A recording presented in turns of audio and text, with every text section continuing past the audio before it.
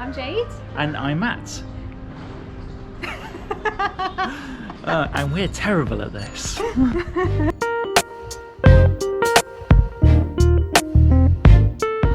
So literally the first video that we're going to do has a toilet in the background. Let me change it. Hi, I'm Matt. I'm Jade. We've not rehearsed this, so apologies. But yeah, so welcome to our first video of India. India. So today we're going to focus on south of New Delhi, so the Hauz Khas region. Going to visit the Lotus Temple, so kind of the green suburbs of Delhi. So yes, we're going to take you with us.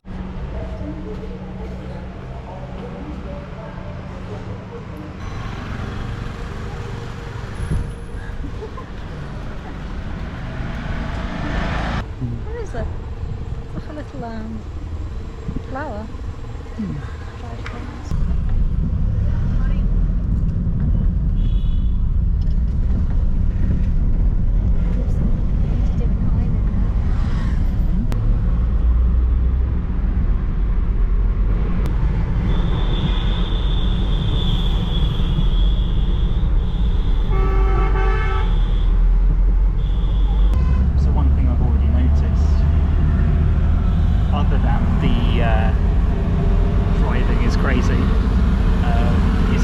One extra lane. So at the moment there's 3 marked lanes on the road, but actually there's 4. Accident prone area. I can believe it.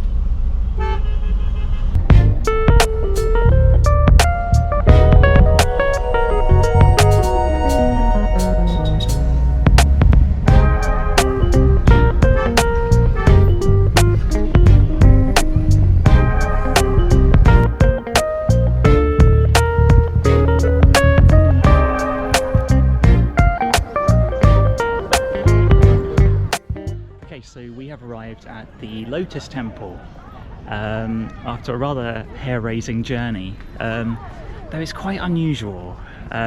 So the driving standards were exciting, but oddly enough I kind of trusted the driver to know what he was doing, and so I felt kind of calm about it. It was fine. Anyway, Lotus Temple. It's very busy here, but understandably so.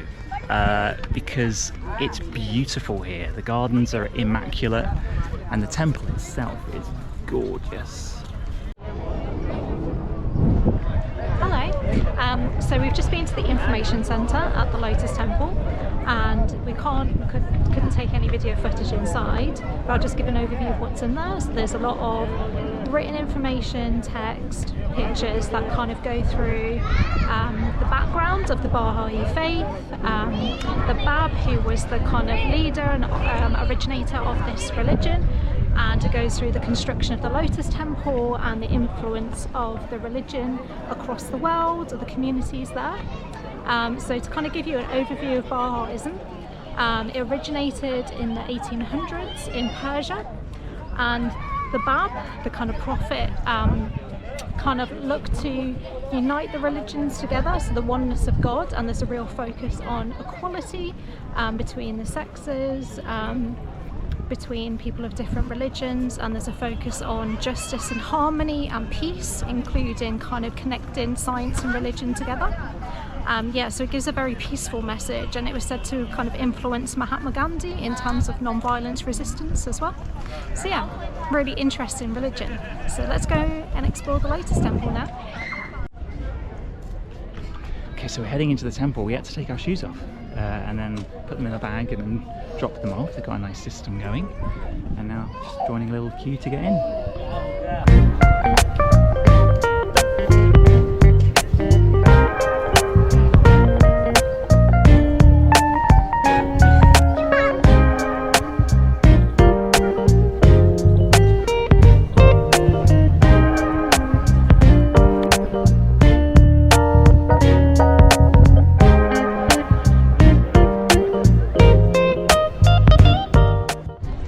So we've just been inside the Lotus Temple here. So before you go in, they do a quick talk to kind of introduce you to it.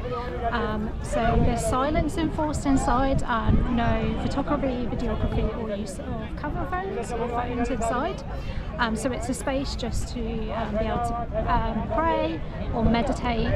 So it's quite simplistic inside, but what you can see is kind of more of the structure. So this is in the shape of a half-opened lotus flower.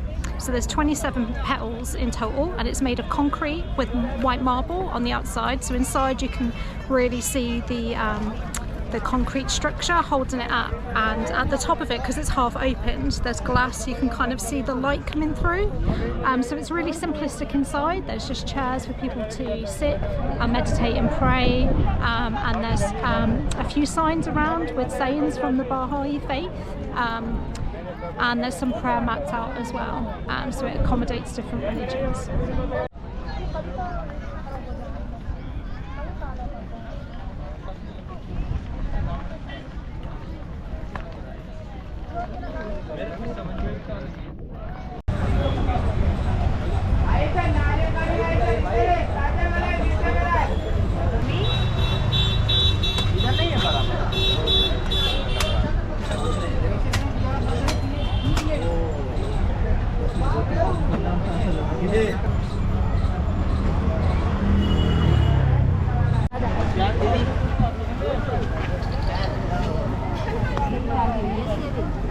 Okay, so we've been to the Lotus Temple. Now we're going to catch the metro and head towards Hauz Khas. Just need to find where the metro is now. Maybe that's it.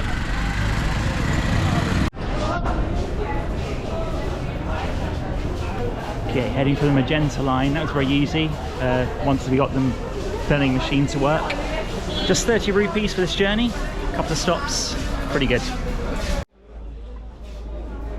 So these are little coins that you use to travel around. They've got like an RFID chip in. You just touch it on the turnstile and it opens it up for you. And then on exit, there's a little slot and the gate opens again. I can't open it. Okay, first impressions of... Thumbs up. Thumbs up. What does it say on it? 75 years of India's independence. Oh, okay. Anyway, what is it? It's India's Coke, right? Is it? I don't know. Well, never had it. I guess we... Carbonated water, sugar, caffeine. Oh yeah, perfect. Oh, cola. Yeah, cola flavour. Go on in. Kind of tastes a lot like Coke, Coca-Cola. Bit less sugary. Nice. This is our life now. We review fizzy drinks in train stations.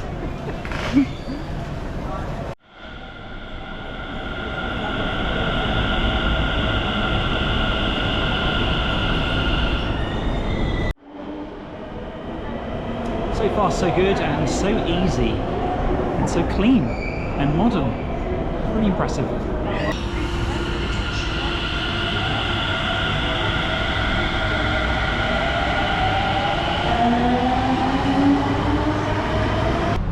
So that was very slick, very enjoyable ride on the metro. Enjoyed the air conditioning as well. It's not too hot though, actually. I think it's sort of high 20s, but it doesn't feel humid or anything. This is the road that we came along this morning in the Uber, in that direction. Now we're heading back towards our Airbnb. The station building's right there. And then here we are at what is marked on Google Maps as the Rose Garden. And it's so beautiful. And despite all the noise of the traffic right here, it's a lovely, tranquil spot. And there's Jade right up ahead, exploring. Yeah, isn't it gorgeous? Delhi has a lot of green spaces, surprisingly, and they're all really beautifully capped. And what we're hoping is that this will lead into a Hauz Khas area, which has got quite a lot of attention on YouTube, and is kind of known for being quite cool. What we're hoping for is a nice cool cafe. Fingers crossed the one that serves maybe a vegan chai. Yeah, unlikely. But yeah, anyway, look at this. Stunning.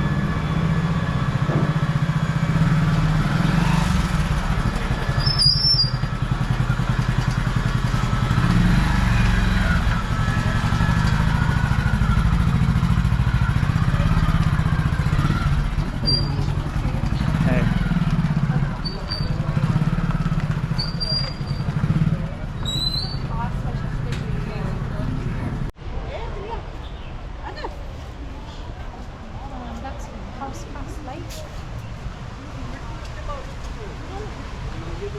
We've made it. Where are we? Hauz Khas Park? Yeah. Hauz Khas Park?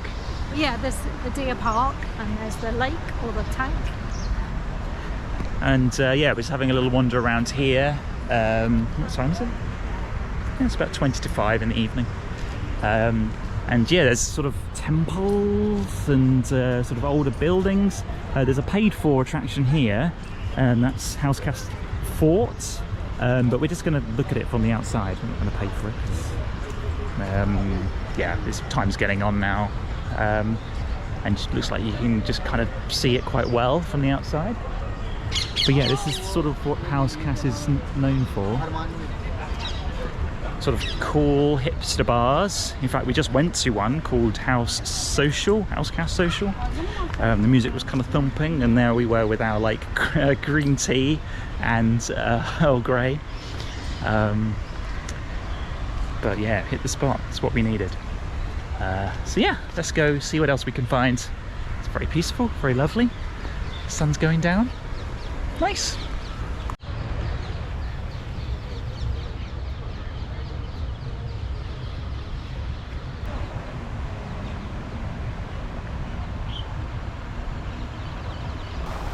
Monkey alert! So it's our first full day in Delhi, and already we've spied some monkeys. I don't get too close because they will grab stuff, but there you go.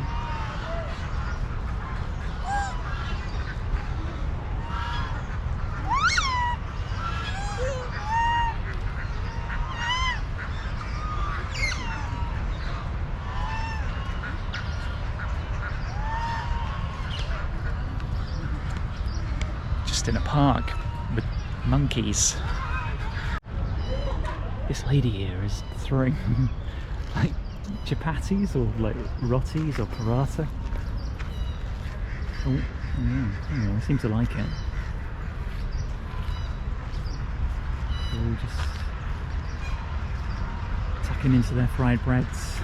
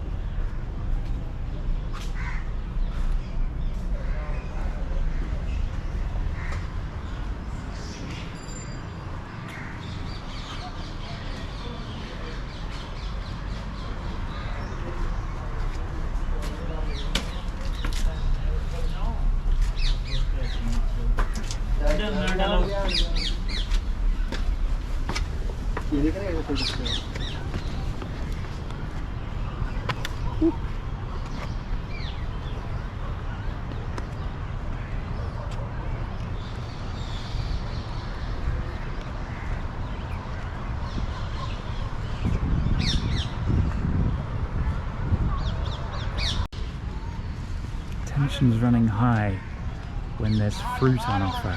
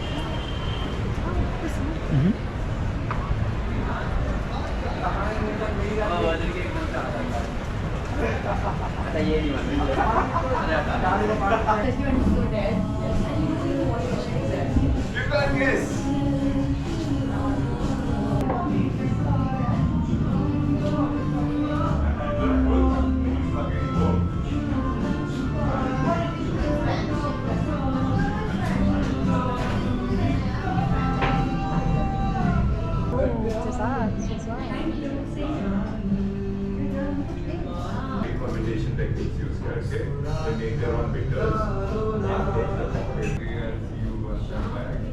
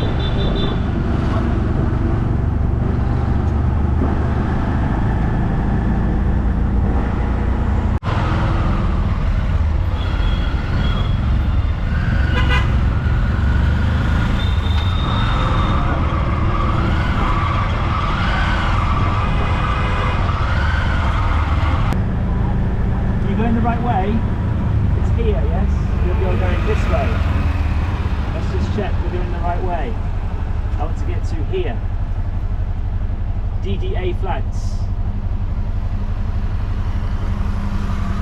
Maneka. Yo, आप तो बसंत विहार बोला wrong हो. Ah, yes, this way. No, Maneka. Extra charge. How much? No. Oh, No. You say 80. I give you correct address. no, you. Then we're getting out. Okay, well. Get the phone. Huh? Get the phone. We're getting out. Okay. Well, what we get? We're getting out. We're not Get playing out. it. Okay.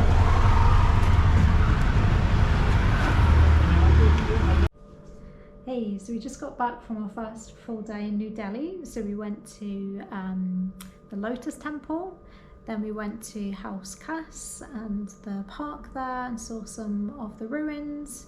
And then we went to Greenr Cafe, which is a vegetarian cafe that has a lot of vegan food. So we had like an amazing burger. You had a Tokyo tofu wrap. yeah. Yeah. And With then, like a lovely satay sauce. It's really good. and then we shared a Black Forest cake, so that was really good. Mmm. Yeah, and then we came back by tuk-tuk. Yeah, which was a little bit eventful because he didn't know where he was going. He thought he knew where he was going. Turns out he was taking us to the wrong block. We were going in the completely wrong direction. Yeah. It was lucky I checked. And then when we told him that, he said, well, it's going to cost you more. So I got out of the tuk-tuk and started walking away, which was a surprise to me, really. Like, when I turned around, she was like halfway down the street. Like, you stormed off. Yeah, because I just thought, I'm not being taken for a ride here. No. Pun intended. It worked, though. It worked a treat, because I was like, well, I've got to go. Like, I carried on with the driver a little bit. But, you know, when I turned around and saw you were, like, way down the road, I followed on. He turned around, and he was like a completely different person. He was practically begging us back into the tuk-tuk. And I said, for the same price? And he was like, yes. Yeah. But then, I mean, the tuk-tuk ride was fine, but then when we got to our destination, so like outside of our Airbnb, we didn't have the correct change, and apparently he had no change, so I wasn't happy about that. Yeah, come on. It's like we wanted 20 rupees back. And I know 20 rupees isn't a lot in the scheme of things, but it's just the kind of the principle of it. And it's just how he'd acted, the fact that he tried to charge us more after he made a mistake. So I was a little bit annoyed. Well, yeah, I mean, it's one of the oldest tricks in the book. To be fair, no, sorry, I haven't got change. And maybe we should check. Maybe we should check we have the correct change before. Like, we knew it was going to be about 70 rupees because we checked on Uber before we sort of started talking to the auto driver.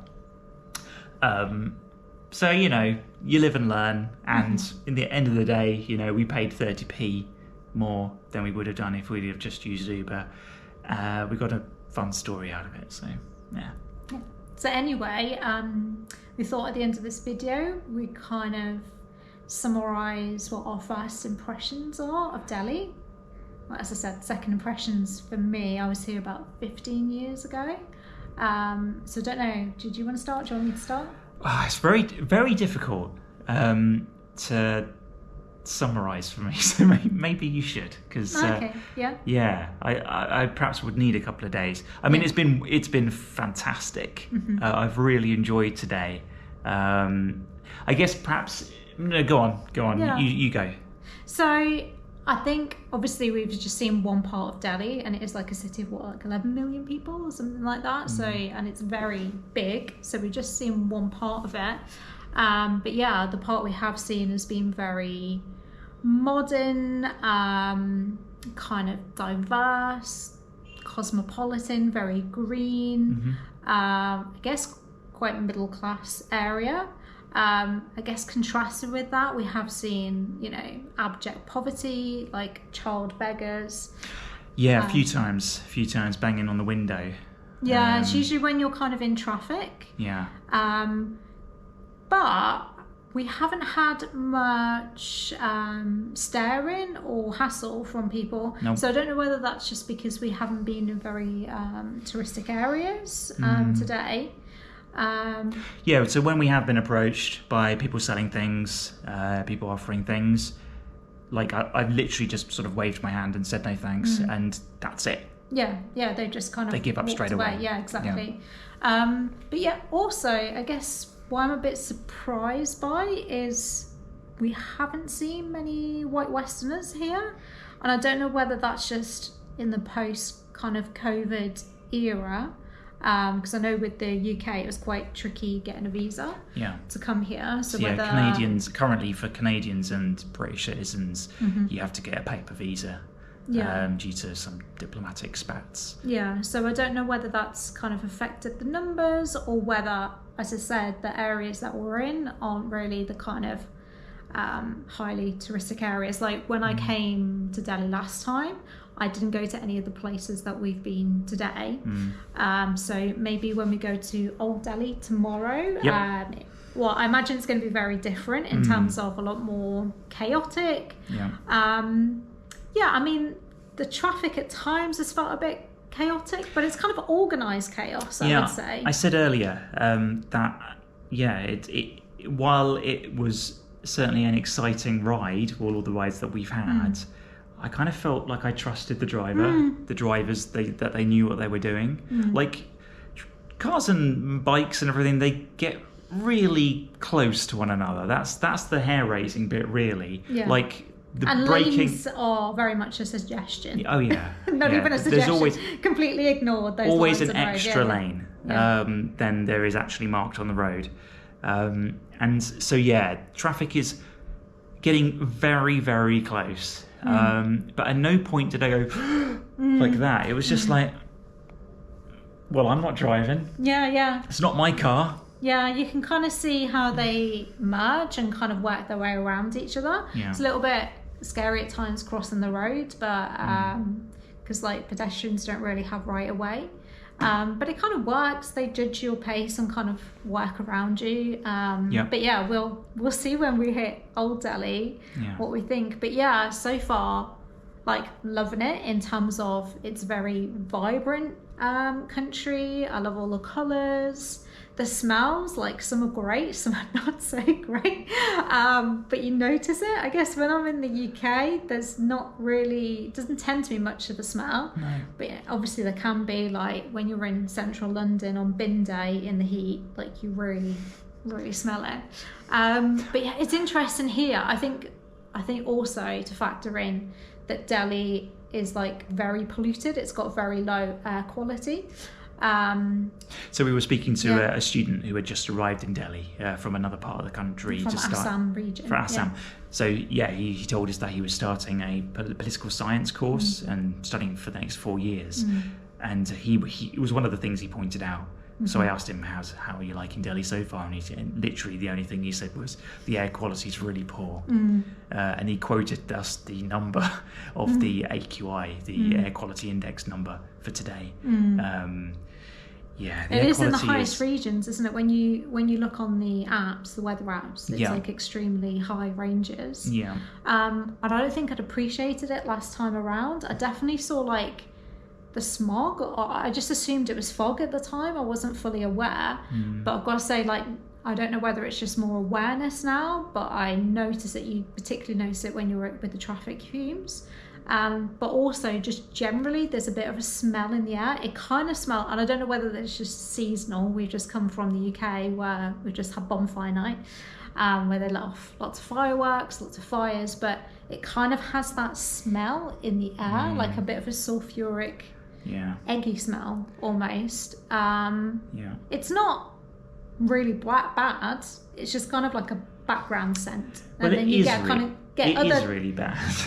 Like, but I mean, it's not something you notice, I guess. You kind of notice it when you first go out, and then you just kind of get used to it. And then there's like a wave of it, perhaps. I was saying earlier when I was walking around the park, I think that I do feel it in my throat. Do you feel it in your throat? No, I think I felt it a bit in my eyes when we were driving, so the fumes. But no, I mean, in terms of the smell, like, it's only been kind of like really bad once, and that's when we were walking through the park, and I think there was like stagnant water, or there was pollution in the water, and that smelled quite bad. But otherwise, it's been really good. I think, you know, I really don't want to play into the stereotypes of India. So it's like there are clean parts, there are dirty parts, which you can say for pretty much anywhere. Exactly. Even like London or anywhere really. Yeah, so that's kind of our first or kind of second impressions of India so far, and obviously Delhi doesn't represent all of India. But yeah, stay tuned because we've got some more time in Delhi, and we're going on a tour of Old Delhi tomorrow. And then we're going around other parts of India, like Amritsar, Dharamshala, Varanasi, around Rajasthan. Yeah, so it's going to be exciting. So it's going to be exhausting. Like and subscribe. Oh God, we really are those people, aren't we? Yeah. But you have to like and subscribe. It's very, very important. Okay. Thanks. Bye.